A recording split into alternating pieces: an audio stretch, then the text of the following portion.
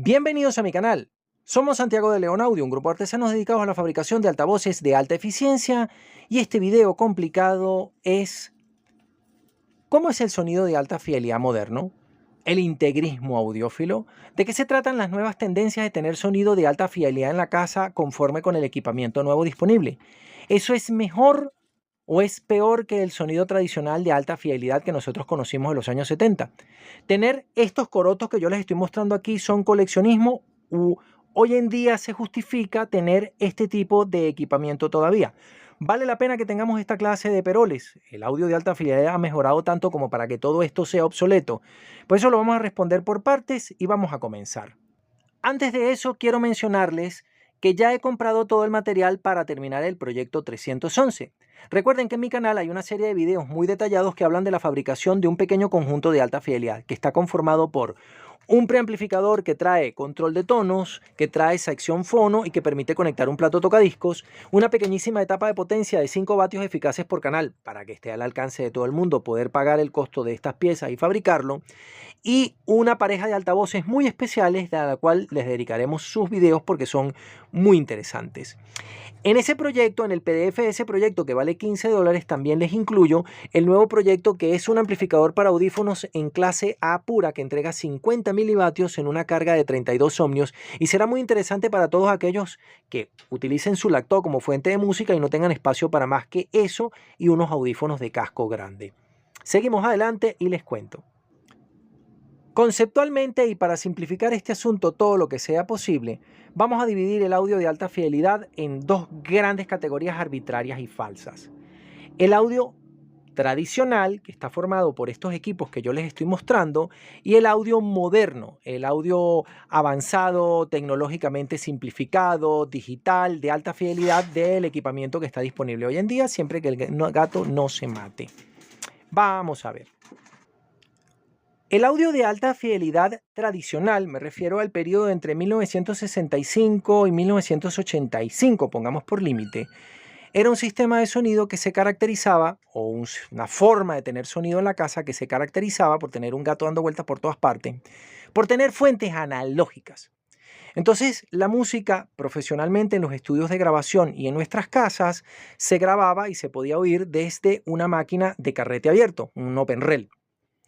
Los open reel que se utilizaban en los estudios de grabación profesionales, por supuesto, son muy diferentes de esta máquina de alta fidelidad doméstica, porque aquellas son máquinas que usan cinta de media pulgada, 1 pulgada, de 4, 8, 16 pistas, mientras que esta es una máquina que corre la cinta solo a 19 centímetros por segundo, es una cinta de 1/4 de pulgada y pues solamente se graban 2 pistas en ella, en el mejor de los casos 4. Vamos a bajar el gato porque no sabe cómo salir de ahí.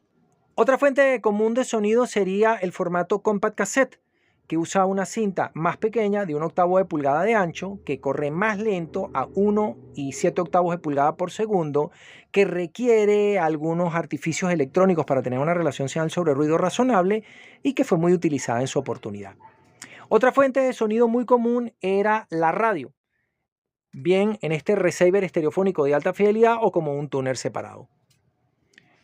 Otra fuente de sonido serían los discos long play. No tengo un plato tocadiscos montado, porque ya lo hemos visto un montón de veces. Y después llegaría el CD player y tal cosa. El problema con las fuentes analógicas es que la calidad de sonido que nos pueden ofrecer puede ser excelente, sí, como no, pero depende de muchos factores, porque las fuentes analógicas son sensibles a la humedad, a la temperatura, a la calibración, a la geometría. Por ejemplo, en una máquina como esta, la respuesta en frecuencia depende del estado de los cabezales, de la calibración de los cabezales, del tipo de cinta, de la polarización que hayamos ajustado. Depende de un montón de factores. Puede sonar perfecto, pero en una máquina convencional puede también terminar sonando de una manera muy triste, muy limitada. Pero un problema que sí compartían todas las fuentes analógicas era el ruido de fondo. Les voy a contar. En el caso de los decks de cassette, ese problema se resuelve agregando un sistema de reducción de ruido como puede ser el Dolby B, que agrega 8 decibeles de relación señal sobre ruido.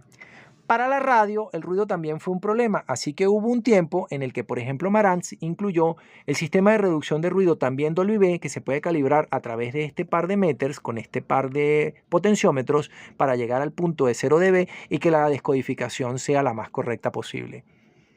Pero no fue propio solamente de estos formatos. En long play, por ejemplo, para evitar el problema de las papas fritas, hubo ediciones especiales en las que los discos estaban codificados con el sistema de reducción de ruido DBX, de la casa americana DBX.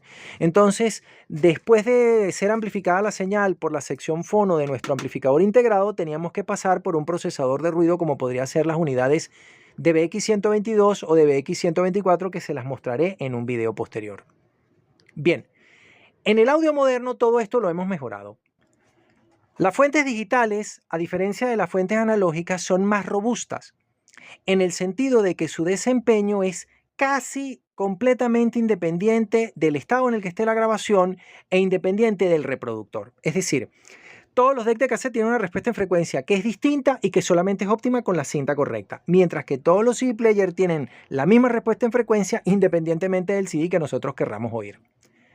La verdadera limitación en cuanto al ancho de banda utilizable y la respuesta en frecuencia que podemos obtener de un CD, por ejemplo, no depende del CD player en sí mismo ni del CD en sí mismo, sino que depende de la calidad con la que se haya hecho la grabación en estudio.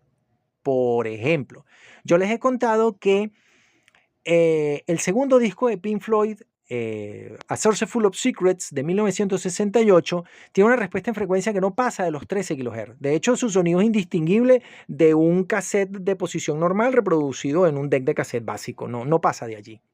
Lo único que no tiene ruido de fondo, pero el ancho de banda no es mayor. Se nota muchísimo la diferencia si ustedes consiguen una canción compuesta por Syd Barrett que debía ser incluida en el segundo disco de Pink Floyd, que se llama La mujer que grita, una cosa por el estilo. No recuerdo, a alguien que me lo deje en los comentarios el nombre de la canción, que remasterizada sí llega hasta los 20 kHz y tiene un sonido muy diferente de como la gente originalmente oyó ese disco cuando lo compró en 1968. Bien, desde ese punto de vista, los nuevos formatos digitales son muy buenos porque son robustos y porque mantienen la respuesta en frecuencia casi siempre hasta el final de la banda, aunque eso también es discutible y ya lo vamos a comentar. El segundo elemento que usa la gente en la constitución de un sistema de sonido moderno es un amplificador integrado o un receiver multicanal. Eso también es discutible y no necesariamente va a funcionar de la mejor manera posible, ya lo vamos a contar. Y lo último que la gente termina haciendo es que en vez de tener unos altavoces gigantescos como estos mastodontes o unos monitores de estudio como los JBL 4315, 4316, 4320, es que compran unos bookshelf pequeñitos. Entonces, tener una configuración súper minimalista con un CD player, un amplificador integrado y un par de altavoces tipo bookshelf es considerado alta fidelidad moderna, y eso se supone que tiene que sonar muy bien porque la tecnología ha avanzado mucho y porque los reproductores digitales de música son maravillosos. El que tenga ese pensamiento, yo lamento informarle que está súper equivocado, nada más lejos de la realidad. Vamos a desmentir cada punto para que se den cuenta que han caído en un engaño fantástico. Que las fuentes digitales son superiores a las fuentes analógicas. Vamos a ver.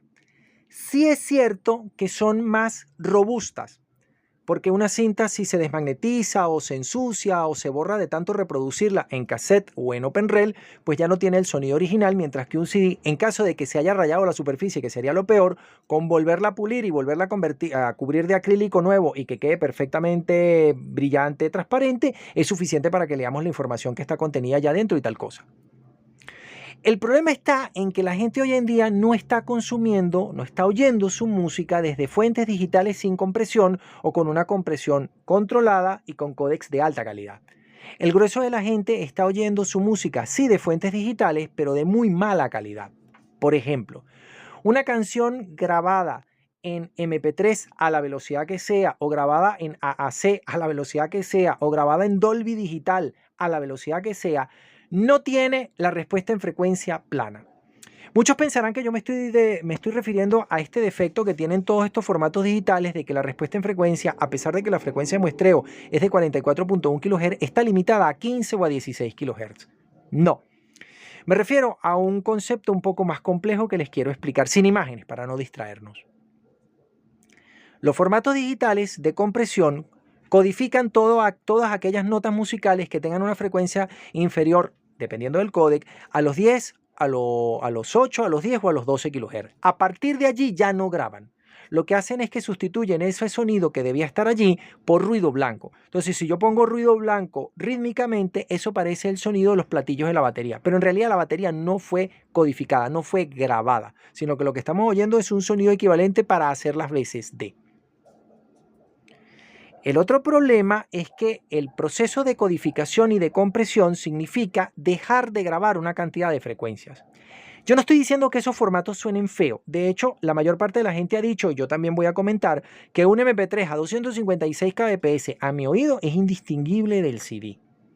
Pero si nosotros ponemos ambas grabaciones al mismo tiempo, nos vamos a dar cuenta de que una cantidad de frecuencias que estaban disponibles en el archivo digital original no aparecen codificadas en el archivo en MP3, en AAC y en Dolby Digital. Un montón de frecuencias han sido eliminadas.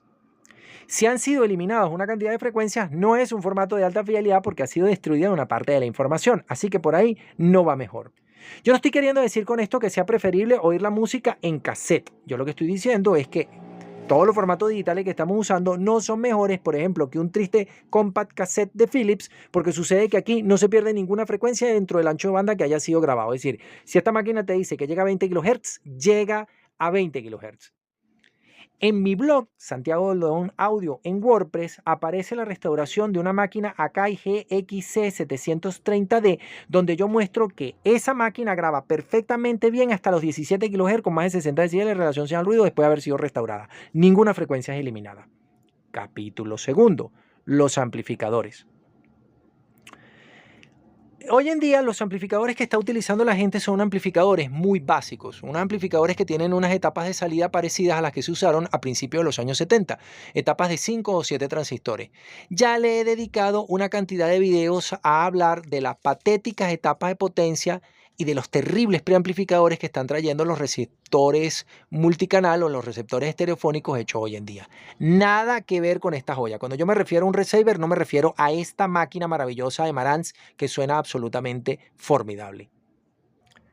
Cuando Sansui diseñó, por ejemplo, este 717 de 1976, que a la vista de un montón de entusiastas es una máquina completamente obsoleta, debo apuntar, como estamos viendo en los videos que estoy grabando justamente en este momento describiendo esta máquina, que la fuente de alimentación era fantástica, hecha con los mejores componentes, la sección fono era fantástica, hecha con los mejores componentes, la sección de preamplificación era fantástica, hecha con los mejores componentes, y la etapa de potencia tenía un ancho de banda de hasta, si no recuerdo mal, 200 kHz. Es una etapa de potencia sumamente rápida. Muchos de ustedes pensarán, bueno, pero es que el 717 sirve para ponerle música a los delfines, porque yo más allá de 15 kHz no oigo absolutamente nada. No. Lo que pasa es que mientras más rápida sea la etapa de potencia, le va a resultar más sencillo reducir la distorsión armónica de alta frecuencia. Es decir, va a ser un sonido más limpio y va a tener menos grano. El grano es un problema, el desfase entre la señal que entra y la señal amplificada que confunde al bloque de retroalimentación negativa. Cuando el amplificador es muy rápido se evita ese problema. ¿Cómo son los amplificadores de hoy en día? Pues les voy a contar. El grueso de los amplificadores, pero sobre todo los receiver, que es lo que la gente está usando hoy en día para oír su música, no tienen sección fono y no tienen preamplificador, sino que lo que tienen es una cucaracha digital que se encarga de convertir malamente a digital, te aplica el control de bajos agudos o no tienes bajos agudos o el bajo agudos lo tienes que seleccionar, es decir, no tienes un preamplificador como tal, sino que lo que tienes es un proceso digital de cualquier manera que trata de hacer las veces de. Y la etapa de potencia tiene una distorsión armónica del 0.5%, nada que ver con el 0.003% que tiene el 717. Un amplificador de audio moderno del catálogo disponible hoy en día que se parece a este 717 sería el Yamaha AS801 del catálogo vigente, que es una máquina que creo que vale $2.500, bellísimo, porque tiene 2 metros verdes retroiluminados, una máquina espectacular. Pero lamento decirles que incluso ese equipo es más rústico y más atrasado tecnológicamente que este Sansui 717 del año 76. Entonces yo ya había grabado un video sobre este asunto, comprarte un amplificador nuevo no significa comprarte un amplificador más moderno, de hecho puede ser justamente lo contrario. Les comento una más para que saquen la cuenta. Hoy en día hay una pequeña serie de amplificadores de audio de alta fidelidad, amplificador solo, no amplificador con tuner, no receiver multicanal teatro del hogar, que tenían la tecnología GRAT, Wide Range Audio Technology. Lo dije horrible, pero me entendieron. Esos peroles que tienen un amplio rango de amplificación, porque es una tecnología supuestamente novedosa, llegan a 100 kHz, cuando el Sansui AU919 de 1979 llegaba a 500 kHz. Hágame usted la reír, esos equipos nuevos son totalmente obsoletos. Y el último punto son los altavoces. Lo he comentado en otros audios y lo voy a comentar aquí otra vez. No importa la fuente de sonido super digital, super Sony, super audio CD, DSD, convertidor 24 bits flotante, fuente de corriente, super espectacular, filtro pasabajo pasivo de $8,000, no importa.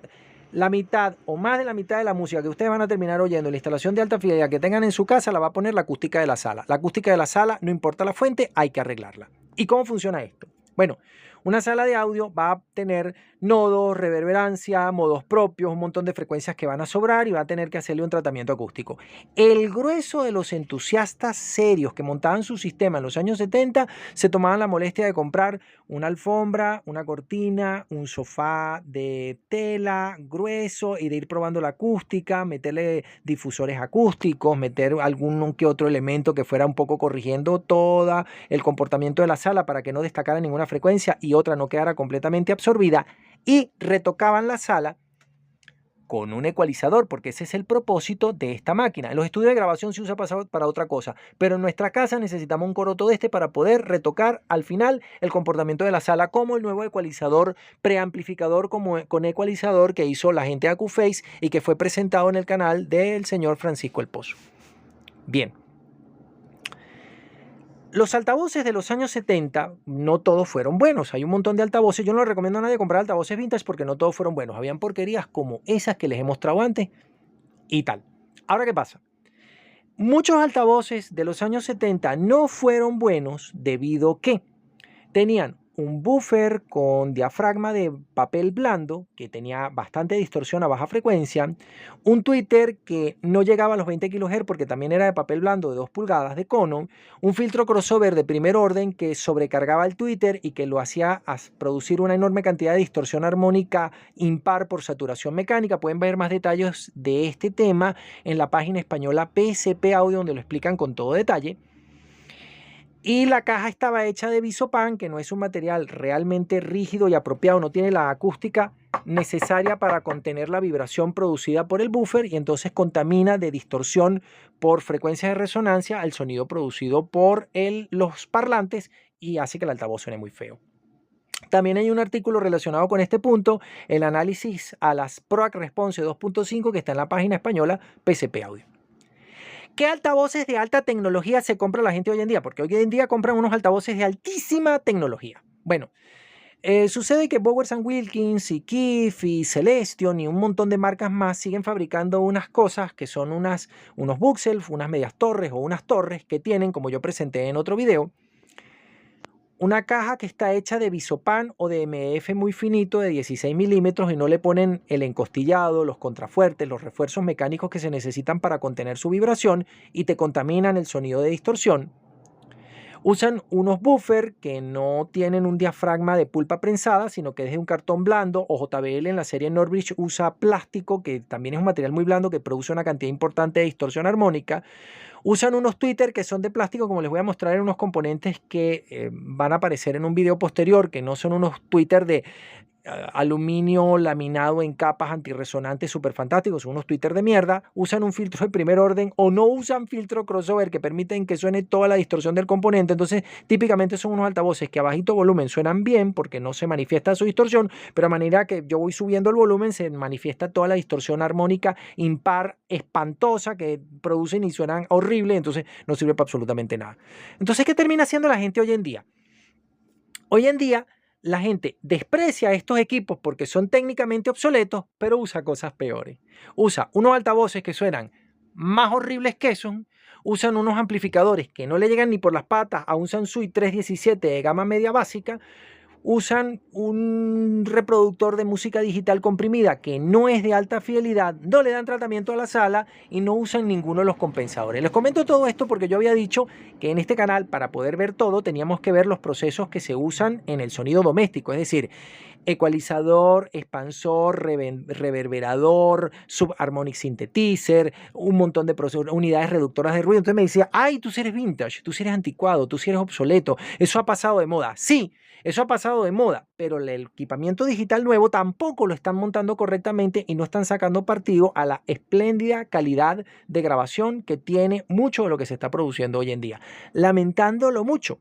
Hay mucha gente, por ejemplo, que hablando aparte, no le gustan las grabaciones de Gloria Estefan, y no me estoy refiriendo a las grabaciones de la música bailable de Miami Sound Machine, sino a la música seria que grabó Gloria Estefan, que tiene unas grabaciones espectaculares y que suenan maravilloso. ¿Y por qué no saben que Gloria Estefan suena espectacular? Porque siempre lo oyeron unos equipos mal configurados. Desde Santiago de León de Caracas, saludos y suerte.